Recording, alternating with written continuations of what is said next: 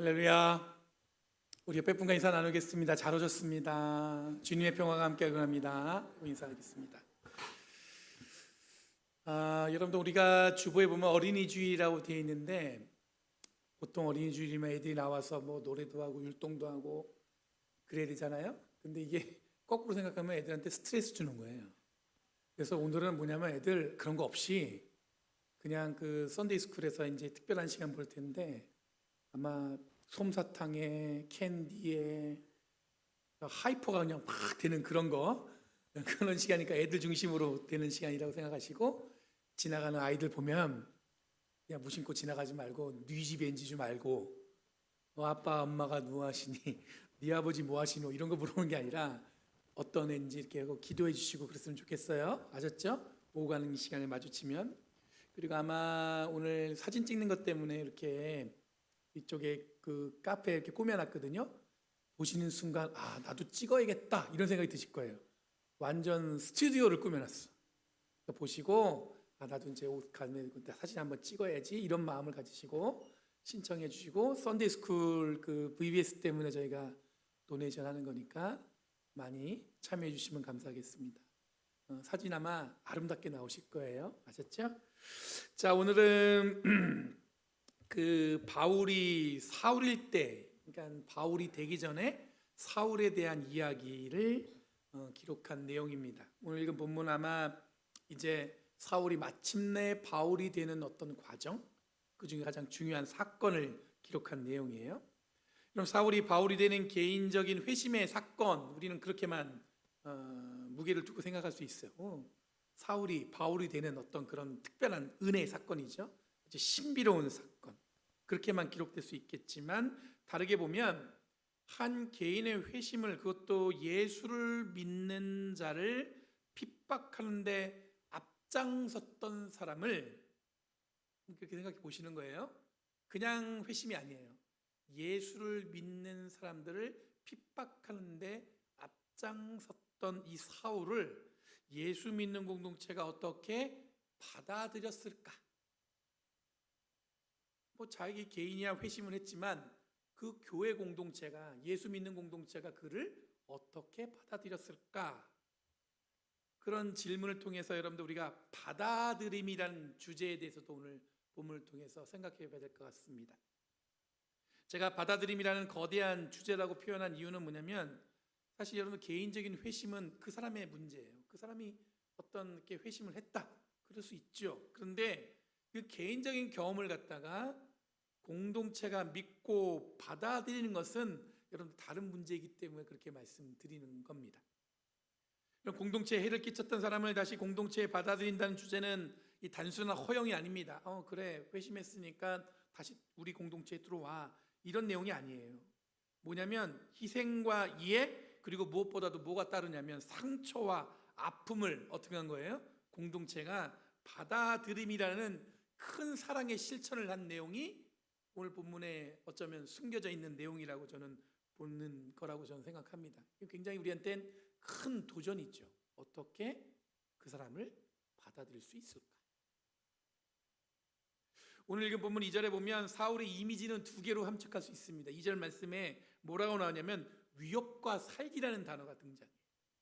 이제 사울이 아직 바울이 되기 전이에요. 예수 믿는 자를 어떻게 하기 위해서? 잡기 위해서 뭐가 있는 거예요? 위협과 살기.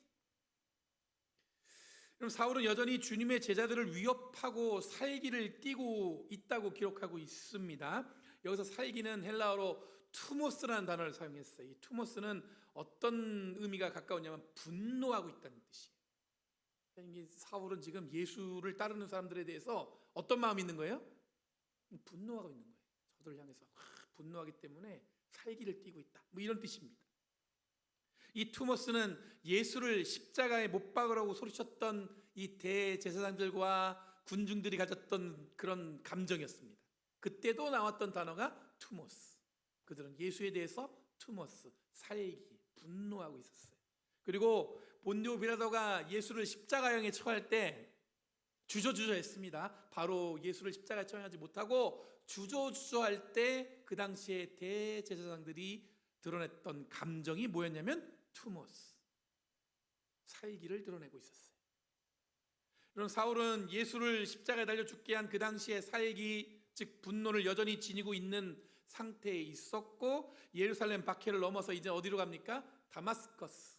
옛날 성경에는 다메섹으로 이제 그 박해의 영역을 확장하는 내용이 오늘 본문에 있는 내용이에요. 여러분들 여전히 봐야 될 게, 지금 사울은 어떤 감정이에요? 예수를 십자가에 못 박아라 소리쳤던 그 군중들과 같은 감정, 그 대제사장들과 같은 마음을 가지고 지금 예수를 못 박아라 이렇게 하는 것과 같은 마음으로 지금 예수 믿는 사람들을 잡으러 다니고 있다는 뜻이에요. 그럼 분노는 사울이 예수의 제자들을 받아들이지 못하는 마음을 표현한 겁니다. 그들을 이해할 수 없고 받아들이지 못하는데 어디까지 간 거냐면 분노하는 마음까지 간 거예요. 이것은 동시에 예수의 제자들이 사울을 향해 지닐 수 있는 마음일 수 있습니다. 왜냐하면 당하기만 하겠어요? 저자가 우리를 어떻게 해요? 분노하고 아주 우리를 갖다가 어떻게 해요? 막 살기를 띠고 있으니까 예수 믿는 제자들도 사울만 생각하면 어떤 마음이겠어요? 똑같은 마음이 있겠죠. 이런 분노가 부딪히는 순간 우리들은 어떤 끔찍한 일들이 일어나는지를 상상해 볼 수 있습니다. 최근에 우리가 경험하는 이 정치적 갈등, 이런 것들도 뭐냐면 대부분 분노가 부딪히는 어떤 그런 순간이라고 여길 수 있지 않을까, 이런 생각이 들었어요. 여러분, 다른 생각과 다른 방향은 늘 존재합니다. 어떻게 모두가 다 똑같을 수 없죠. 우리는 이 다름이라는 것을 인정하면서 그걸 늘 경험하고 있잖아요. 그런데 우리는 뭘 하냐면 일치를 꿈꾸며 살아가는 사람들이에요. 다른 거 다 인정해요. 그런데 우리는 뭘 꿈꾸냐면 그 안에서 일치, 이게 우리가 꿈꿔야 될 삶의 모양이라고 이야기하고 있습니다. 교회 공동체도 일치를 꿈꾼다는 이야기는, 이 말은 모두가 똑같은 마음과 생각을 가진다는 뜻이 아닙니다. 우리가 교회 다니는데 어떻게 신앙생활 할 때 옆에 있는 사람이 여러분들과 똑같은 생각 가질 수 있겠어요? 다르죠. 다 다릅니다. 그런데 우리는 이 교회 공동체 안에서 뭘 기대하고 있어요? 일치, 하나된 방향을 향해서 나아가려는 노력, 이게 우리한테 있다는 뜻입니다. 이런 분노가 부딪히면 극단적으로 전쟁에 이르기도 합니다. 이런 상황에서 객관적인 판단은 가능하지 않고 감정적인 대립이 존재할 뿐입니다. 가장 우리가 살고 있는 이런 시대는 이성적인 시대라고 얘기하고 있지만, 결국 우리들이 부딪히는 문제들은 대부분 다 뭐냐면 이성적으로 판단하고 생각하고 이렇게 하지 않고 감정이 앞서는 경우를 많이 경험하게 돼요. 그러다 보니까 우리는 당혹스러울 수밖에 없습니다. 가장 냉정적인 객관적인 판단이 중요하다고들 이야기하는데, 이 시대에 우리는 가장 감정적인 소비를 통해서 성장하지 못하거나 서로를 갖다가 붙들고 있는, 소위 말해서 뭔가 이렇게 답답하게 뭔가 이렇게 스탁돼 있는 느낌? 뭔가 이렇게 성장하지 못하는 그런 느낌을 주고 있는 것 같습니다. 여러분, 일상적인 삶에서도 비슷한 경험할 수 있습니다. 부부간의 관계도 서로의 다름을 인정하고 일치를 지향하는 것이 부부의 삶이죠. 남편이 와이프한테 내가 원하는 원칙이 있는데 이대로 당신은 살아야 돼, 이러면 살 수 있어요, 없어요? 묘한 표정만 지으시네. 뭔가 이렇게 말은 할 수 있지, 많지만 지금은 할 수 없다, 뭐 이런 느낌이에요. 말은 많지만. 그렇죠. 최근에 제가 아는 목사님이 결혼을 해요. 고민이 너무 된다는 거야. 뭐가 고민이 돼요? 그랬더니 새로 결혼할 여인이 한국에서 오시는 거예요. 미국을 너무 모른다는 거야. 자기를 너무 이해 못한대. 그래서 내가 뭐라고 그럴게요? 당연히 모르죠. 미국 안 와봤는데 어떻게 알겠어요. 아무도 모르는 낯선 땅에 오는데 남편이 잘 맞춰줘야지. 그랬더니 그러면 저한테 물어보는 거예요. 목사님은 그러면 사모님한테 잘 맞추냐고. 이거 갑자기 공격이 들어왔잖아요. 그럼 제가 어떻게 얘기합니까? 당연하죠. 당연히 맞춰야 되는 거 아닙니까? 뻔뻔하게. 그럼 이게 무슨 얘기냐면 달라요. 완전 달라요. 다르지만 여러분, 우리 같이 함께 살아가는 우리들 삶에서는 다름을 서로 인정하는 거예요. 틀린 게 아니에요. 자꾸 착각하는데 그 틀리다고 얘기하면 안 돼요. 다른 거예요. 그렇지만 우리는 뭐래요? 하나됨, 일치를 꿈꾸는 거죠. 이게 그래야 우리는 어떻게 할 수 있어요? 관계가 지속될 수 있습니다. 사울은 당대 최고의 지성인임을 자랑하는 존재였습니다. 본인 스스로도 그렇게 여겼고 사울을 바라보는 사람들도 사울 하면 여러분들 어떤 생각이냐면 가장 엘리트 교육을 받은 사람, 바리새인 중에 바리새인이면서 로마의 시민권자, 그리고 사내들인 공회에서 가장 젊은 의원, 당시 종교 지도자들 중에서도 가장 촉망받던 사울은 지금 어떤 상황이냐면 가장 감정적인 분노를 가지고 세상을 향해 나가고 있는 거예요. 가장 훌륭한 교육을 받았는데 지금 사울은 어떤 마음이냐면 이성적이지 못하고 가장 분노에 찬 마음을 가지고 그 감정을 들고 지금 다메섹으로, 다마스쿠스로 가고 있는 겁니다. 이전에 마침내 다마스커스를 향하기 위한 위임장을 받아들고는 그 도를 믿는 자들을 잡아서 예루살렘으로 데리고 오기 위해서 길을 나선다는 내용이 등장합니다. 오늘날 시리아의 수도로 알려진 이 다마스커스는 이방 땅입니다. 원래 이스라엘 사람들이 거주하는 곳이 아니에요. 근데 본문에 보니까 거기에 회당도 존재하는 것 같아요. 그러니까 아마 많은 유대인들이 거주하지 않는, 유대인들이 좀처럼 가지 않는 곳이다 보니까 이 박해를 피해서 예수를 믿는 제자들이 그걸로 다 피난을 갔던 것 같습니다. 그런 대표적인 어떤 도망했던 자리가 다마스커스였던 도시였던 것 같습니다. 본문은 예수를 따르자 또는 예수를 따르는 제자 이렇게 표현하지 않습니다. 뭐라고 얘기하냐면 그 도를 믿는 자라고 기록하고 있어요. 재밌죠?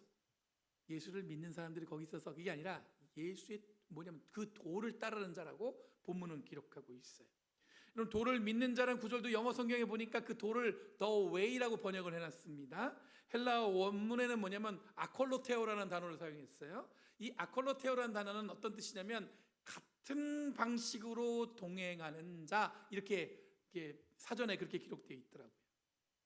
사울의 입장에서 본 예수를 따르는 제자들은 어떻게 보여졌냐면 예수와 같은 방식을 따르는 자, 이렇게 이해한 것 같습니다. 이것은 초기 기독교인들을 가리키는 말입니다. 그러니까 초기에 예수를 믿는 사람들을 뭐라고 표현하냐면 예수와 같은 방식을 따르는 자, 이렇게 돼 있는 거예요. 여러분, 시간이 지나서 이거는 뭘로 바뀌었어요? 그리스도인, 이렇게 우리를 지금 부르고 있습니다. 그 그리스도인의 뜻은 무슨 뜻이에요? 예수님과 같은 방식으로 살아가면서 어떤 자예요? 예수와 동행하는 자. 무슨 얘기인지 아시겠죠? 예수를 믿는 자, 그리스도인. 지금 본문에 보면 여러분들 사울은 지금 자기가 잡으러 가는 자가 그런 사람들이라고 얘기하는데 지금 오늘날 우리는 이 별명과 같은 이 문장이 지금 누구한테까지 정해지는 거예요? 여기 있는 우리들도 예수 믿는 자, 그리스도인, 이렇게 우리는 얘기하잖아요. 그럼 우리는 어떤 사람들이에요? 예수와 어떤 사람이에요? 동행하는 자. 단순히 동행이 아니라 예수와 같은 삶의 방식으로 살아가는 자. 여러분, 예루살렘에서 다메섹까지 거리는 약 240km입니다. 제가 거리를 계산해 보니까 오린다에서 어디까지냐면 여기서 이제 쭉 차를 타고 리브모어를 지나서 구본까지 가는 거예요. 그러면 머세드나 마데라 정도 가는 거리예요.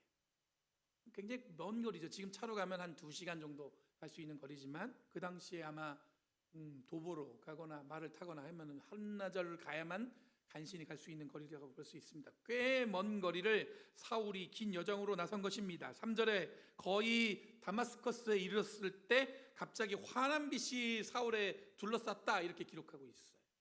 성경에 등장하는 빛이 둘러싼 사건이 몇 가지가 있습니다. 첫 번째 뭐냐면 예수의 얼굴이 변화되었던 변모 사건. 예수님 환하게 얼굴이, 그래서 제자들이 얼굴을 볼 수 없었던 그 변모 사건 때도 예수님께 주위에 빛이 둘러쌌다고 이렇게 본문은 기록하고 있습니다. 그리고 요한계시록에도 보면은 부활하신 예수님이 등장했을 때 그 당시의 장면을 뭐라고 기록했냐면 빛이 부활하신 예수님이 둘러싸여졌다, 이렇게 기록하고 있어요. 여러분, 즉 빛이 둘러싸였다는 문장만으로 우리는 사울이 어떤 상황에 지금 처한 겁니까? 변화의 순간에 지금 마주했다는 것을 우리는 짐작할 수 있습니다. 그리고 바로 이어지는 4절에 사울에게 음성이 들립니다. 사울아, 사울아, 내가 왜 나를 핍박하느냐. 이런 음성을 듣는 사건도 성경에 보면 몇 가지 등장합니다. 아브라함이 갈대아 우르에서 하나님께서 부르셨을 때도 하나님이 아브라함아, 아브라함아 이렇게 불렀어요. 모세가 시내산의 가시떨기 나무에서 하나님과 마주했을 때도 모세야, 모세야 이렇게 부르셨죠.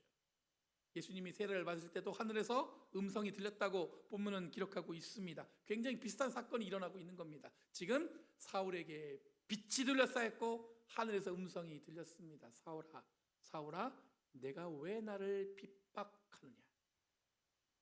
성경은 특별한 변화의 순간에 하늘로부터 음성을 듣는 것으로 나타내고 있습니다. 이것은 마치 부르심을 받는 장면 같아요. 어떤 컬링이죠. 이렇게 하나님이 우리를 부르셔서. 저도 신학교 때 갈 때 부름 받았을 때 이런 음성을 들었을까요? 못 들었을까요? 들었으면 좋았는데 못 들었어요. 귀여나 귀여나 이렇게 했으면은 야 이거 하나님 나를 부르셨구나 이런 마음으로 가는데 그런 순간이 조금여도 기억이 없었어요. 다만 제가 기억나는 건 특별한 집회, 그러니까 유스 수련회 때, 그러니까 지금 이제 우리도 지금 유스 수련회 준비하고 있는데 중고등부 수련회 때 수련을 갔는데 그때 음성은 아니지만 하나님의 마음이 제 안에 들어온 것을 느꼈어요. 그때 이렇게 마음이 뜨거운지 이렇게 눈물이 나는지 막 울면서 기도하고 신학교 갔더니 다 그래서 왔더라고요. 다들 이름 불려서 이게 들은 애는 없어요. 더 없고 다 뭐냐면 수련회 때 은혜 받아서 아 내가 하나님께 헌신해야겠다 이런 마음으로 이렇게 온 친구들은 많았어요. 그때가 다 어떠냐면 그때 아 하나님이 나를 부르셨구나 이런 확신이 있어요. 아마 이런 비슷한 경험이 여러분들 있을 겁니다. 여러분도 아마 여러분들이 이름을 불러서 불렀던 것도 하나님의 음성을 들은 적이 있으세요? 뭐 이렇게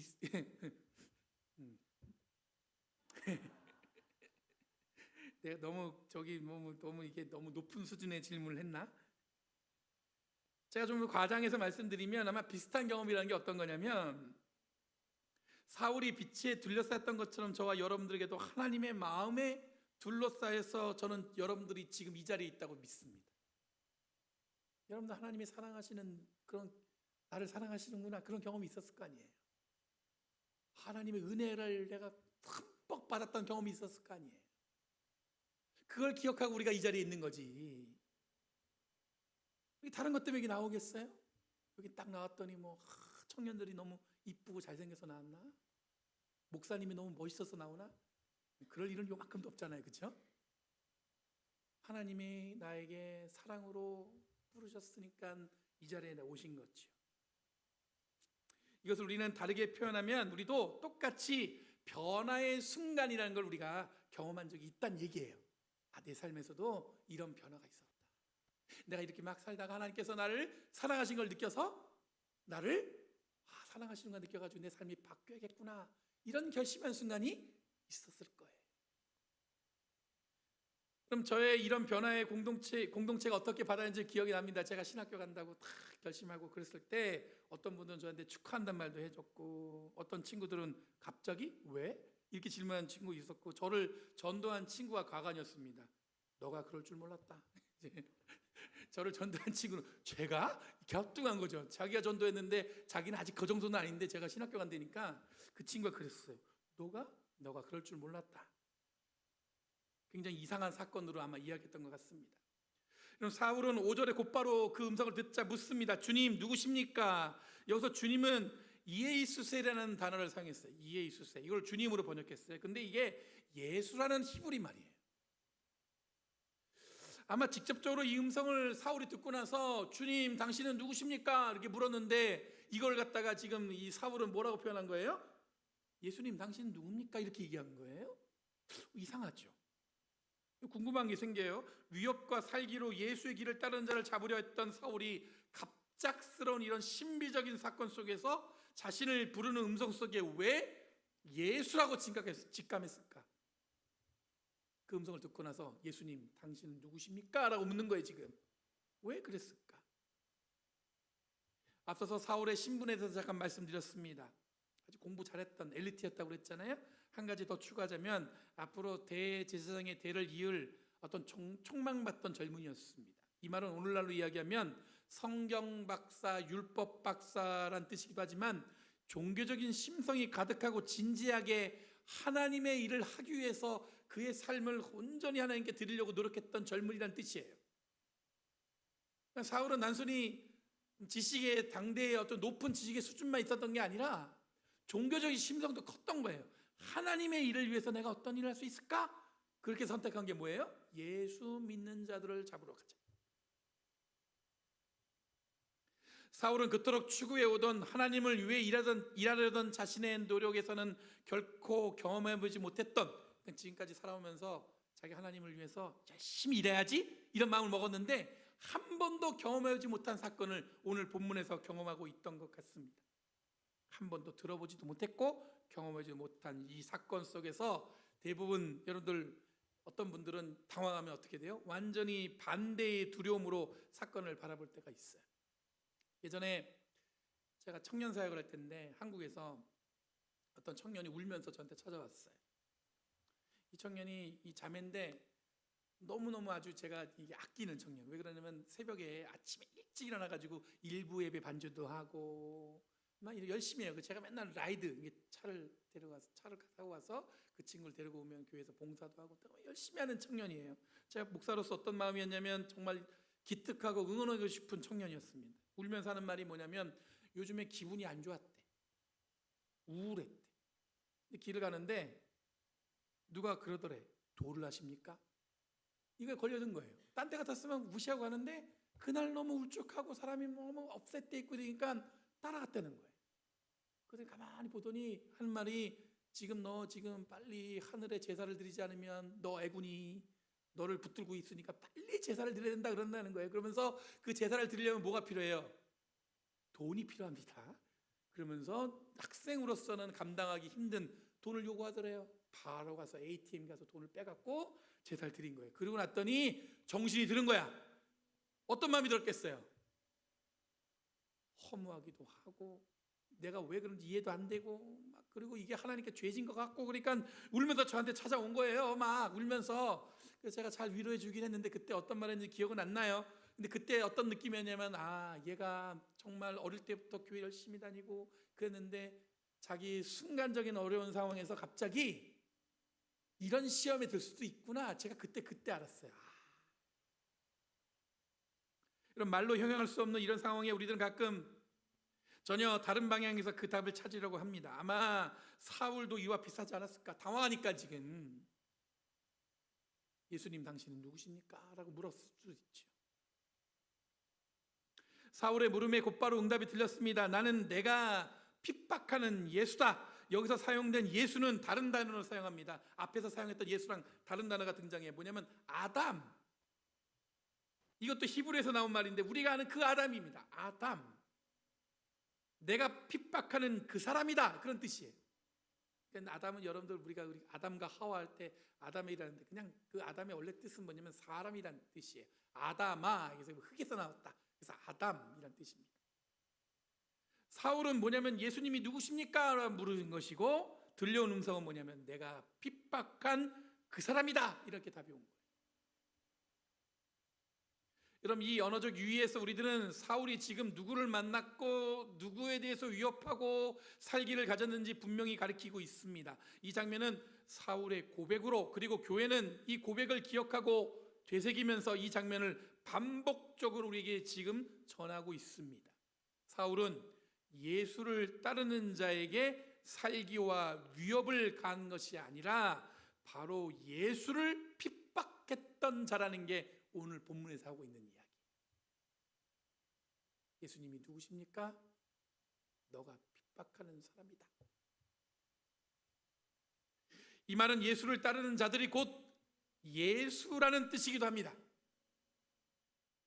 지금 이 자리에 있는 우리들도 곧 예수라고 이야기할 수 있는 예수를 따르는 자라는 뜻이기도 합니다. 그러니까 여러분 우리가 예수 믿습니다.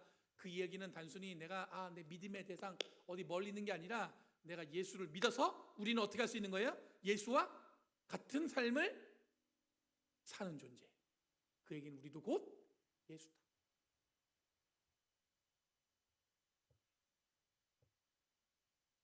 여러분, 하나님은 어디서 볼 수 있어요?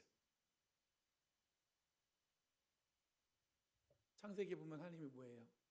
하나님을 인간을 만들 때 누구 형상으로 만들었다고 그랬죠? 하나님의 형상으로 만들었어요, 이 사람을. 옆에 사람 보세요. 하나님의 형상이에요. 하나님이라니까. 여러분, 예수 믿으세요? 주저주저 하시네. 이거 안 됩니다, 이러면.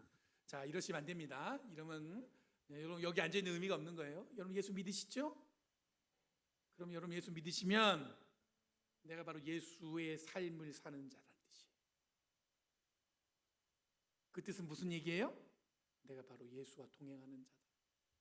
더 나가면 예수와 같은 사람. 그럼 이 언어적 유의는 결국 예수를 믿고 따르는 제자들이 예수와 같다는 것을 고백하는 것이라고 말씀드렸습니다. 이어지는 본문에서 사울은 앞을 볼 수 없게 됩니다. 그리고 사흘 동안 앞을 보지도 못하고 먹지도 않고 마시지도 못했다고 기록하고 있습니다.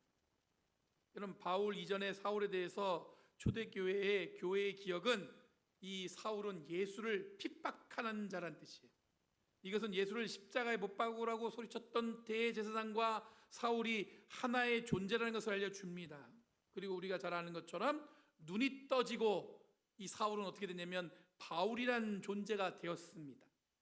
예수를 핍박하는 자에서 이제 바울이 되면서 어떻게 됐습니까? 예수의 도를 전하는 자로 변화되었다는 것을 우리는 잘 알고 있습니다. 엄청난 변화죠.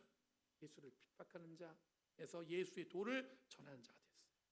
이것은 단순한 회심 또는 회개로 이해할 수 있는 내용이 아닙니다. 사울이 변화됐다는 것에서 사람들은 의심했을 거예요. 아니, 일부러 예수 믿는 공동체에 잔입하기 위해서 연극했을 거라는 사람도 있을 겁니다. 진짜로 실제 오늘 읽은 본문 뒤에 보면 사람들은 사울을 믿지 않았어요. 저 사람을 어떻게 믿고 우리 공동체에 들어오냐는 거예요. 의심했어요. 저 일부러 들어와 갖고 잔입해 갖고 예수 믿는 사람들 다 잡아가려는 거 아닌가.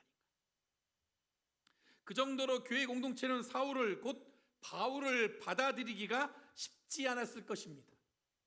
그럼 사울은 사울이고 바울이 된 것까지는 우리가 그럴 수 있어요. 근데 여러분 진짜 고민은 뭐냐면 그럼 교회가 어떻게, 당시에 예수 믿는 공동체가 어떻게 이 사울을 받아들일 수 있었을까? 오늘 읽은 본문을 통해서 우리들이 더 무게 있고 고민하며 살펴야 할 것은 뭐냐면 이런 사울을 교회가 어떻게 받아들였을까에 더 깊이 고민하는 것이 우리에게 주어진 질문이라고 할 수 있습니다. 앞서 말씀드린 것처럼 우리는 정치적인 경향 이것만 있는 게 아니에요.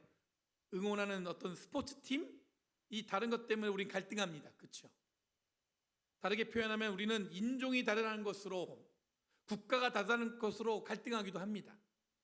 그런데 우리들이 목격하는 예수 그리스도의 이끄심은 이 모든 경계를 넘어서서 온전히 받아들이는 것이 가능한지에 대해서 고민할 필요가 있습니다.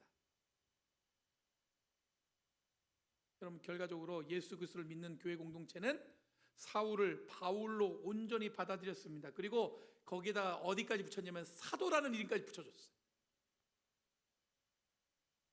그러면서 바울을 인정하게 됩니다. 여러분, 이 과정은 쉽지 않았을 것이에요. 우리들이 기억해야 할, 여러분 예수 믿는 교회 공동체의 힘의 방향을 확인할 수 있어요. 쉽지 않았지만, 어려웠지만 그 사람은 어떻게 합니까? 전적으로 교회 안에 어떻게 한 거예요? 받아들였어요. 이게 우리들이 기억해야 될 신앙 공동체의 방향이에요. 여러분, 오래된 한국 영화 중에 사랑의 원자탄이라고 들어보신 적 있어요? 지금 이게 웃으면 안 되는 거예요. 이게 옛날에 어른들은 사랑의 원자탄 하면 이게 감동과 감격이에요. 진짜로 있어요. 이게 목사님 거짓말. 이게 진짜 일어나. 이게 벌써 이게 세대가 이렇게 됐나? 사랑의 원자탄이라는 영화가 있어요. 이게 누구냐면 손양원 목사님 들어보셨어요? 그 애양원이라고 있습니다. 손양원 목사님이 그 자기 두 아들이 있는데 여수순천 사건 때문에 그 두 아들이 예수 믿고 친밀한 이유 때문에 그 같이 지냈던 안재선이라는 거, 친구처럼 지냈던 사람이에요. 안재선이 그 두 형제를 갖다 어떻게 되면 총살합니다. 잡혔죠? 감옥에 있는데 이 손양한 목사님이 그 두 아들을 잃은 슬픔을 잊고 어떻게 하냐면 그 안재선이라는 청년을 어떻게 해요? 구명하기 위해서 서명을 해요. 그리고 풀려난 안재선은 어떻게 한 줄 아세요? 자기의 양아들로 삼습니다. 동화 같은 이야기죠. 판타지 같은 얘기잖아요. 실제로 있었던 이야기예요. 제가 여러분들 오늘 길게 이 부분에 대해서 얘기하지 못하지만 실제로 여러분들 전 시간이 되면 한번 소개하고 싶은 내용이기 돼요. 손양원 목사님 애양원은 여러분들 우리가 최초의 그 한센병 환자를 치료하는 병원이었어요. 지금도 흔적이 남아 있어서 한국에 가시면 여러분들 그 애양원 여수에서 굉장히 가까워요. 그래서 가시면 그 애양원도 갈 수 있고 박물관도 있고 손양원 목사님 기념관도 있어요. 그곳에 가시면 여러분들 여러 가지 이야기 있습니다. 제가 한 이야기는 아주 일부예요. 일부. 여러분 이런 받아들임이 과연 가능할 것 같아요? 자기 자식을 둘을 갖다가 죽였는데 그 사람을 갖다가 받아줬단 말이에요. 어떻게 해요? 자기 양아들로. 그럼 이렇게 받아들였으면 그럼 결과가 좋았을까? 그런 질문이 생길 수 있죠. 이 받아들임의 결과는 이 안재선의 이분의 아들이 목사가 됩니다. 그리고 그것을 생생하게 증거합니다. 그리고 우리들이 사랑의 원자탄이라는 이름으로 된 이 영화를 기억하게 되는 거예요. 사랑이 얼마나 크면 원자탄이가 섞였어요. 그 당시에. 검색해 보세요. 1977년도에 만든 영화예요. 이 손양원 목사님에 대한 기록은 독립운동가 있죠. 그 다음에 이런 사랑을 보여주는 분이기도 하죠. 또 6.25 때 전쟁 때 여러분들 그 자리를 피난을 가지 않습니다. 그래서 거기서 순교하시는 분이에요. 여러 가지로 우리가 기억할 분이에요. 굉장히 아주 기억하셔야 돼요. 손양원 목사님. 근데 그분은 온전한 받아들임으로 자기 자녀를 총으로 총살시킨 그 사람을 자기 양아들로 삼았어요. 여러분 사울의 이야기도 이와 비슷하게 평가할 수 있을 것 같습니다. 여러분 윌리엄 제임스 제닝스라는 신학학자가 있어요. 이 본문을 가지고 이 사울의 사건을 자신의 노력으로 하나님을 기쁘게 하려고 살았던 삶을 자기가 뭔가 이렇게 노력해서 기쁘게 하려고 살아야겠다 이런 삶이 하나님이 기뻐하시기 위해 부르시는 그 부르심에 응답하는 삶으로 바뀐 사건이라고 얘기하고 있어요. 다시 말해서 뭐냐면 자신의 의지로 하나님을 기쁘게 하는 게 무엇인지를 생각하며 살아갔던 사울이 이제야 비로소 하나님이 이끄시는 대로 살아가는 것이 하나님을 기쁘게 하는 것임을 깨닫게 됐다는 거예요. 이전까지는 뭐 내가 원하는 대로 막 교회에서 하고 싶은 거 막 하는 거예요. 그렇게 삶을 살고 싶었어. 그런데 그게 아니야. 이제는 어떻게 되는 거예요? 그게 아니라 내가 하고 싶은 게 아니라 어떻게 해요? 하나님이 부르시는 대로 내가 하고 싶은 게 아니었는지도 몰라요. 근데 하나님 부르시는 대로 그 부르심에 응답하는 삶으로 바뀌게 됐다는 거지. 이런 받아들임이라는 거대한 주제는 사울 한 사람의 변화가 아니라 교회 공동체가 하나님이 이끄시는 대로 살아가는 것이 무엇인가를 이야기해 주는 거라고 볼 수가 있습니다. 단순히 사울을 받아들이냐 안 받아들이냐 이게 아니라 자기들의 마음은 불편할 수 있어요. 근데 어떻게 한 거예요? 하나님이 이끄시는 대로 그 교회도 순종해 가는 것을 배우게 된 거라고 볼 수가 있어요.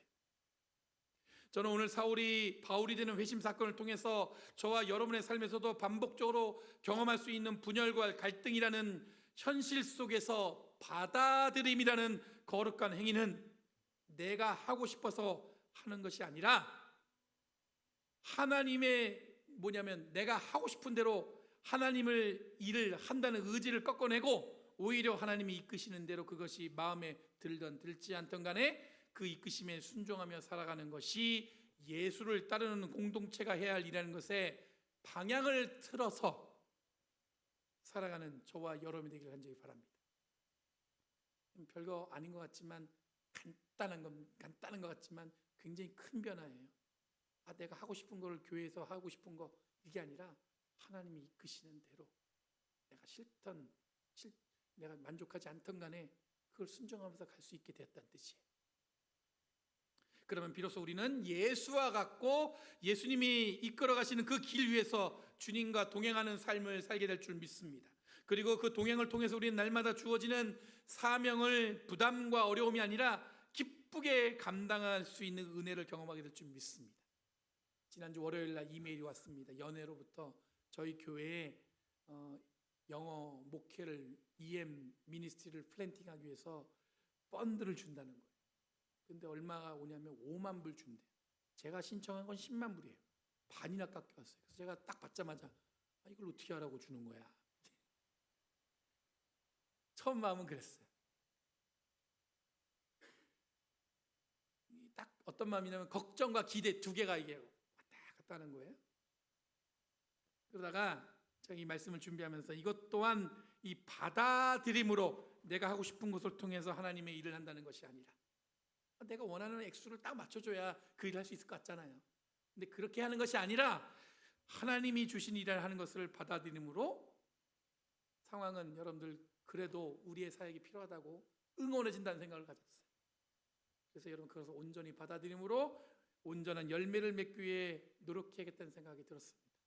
이거는 저의 혼자의 결심이 아니라 저와 여러분들이 함께 고민하며 동행하고 앞으로 헤쳐나가야 될 일이에요. 그래서 온전히 받아들임으로 함께 여러분 하나님 주신 사명을 잘 세워가는 저와 여러분들이 간절히 바랍니다. 기도하겠습니다. 거룩하신 주님 감사합니다. 변함없는 주님의 사랑과 은혜 가운데 우리의 삶을 세워주심에 감사합니다. 주님의 뜻과 주님의 은혜 가운데 있게 하여 주시옵고 날마다 주님이 주시는 생명 가운데 우리가 나아가도록 인도하여 주시옵소서. 감사드리며 예수님의 이름으로 간절히 기도드리옵나이다. 아멘.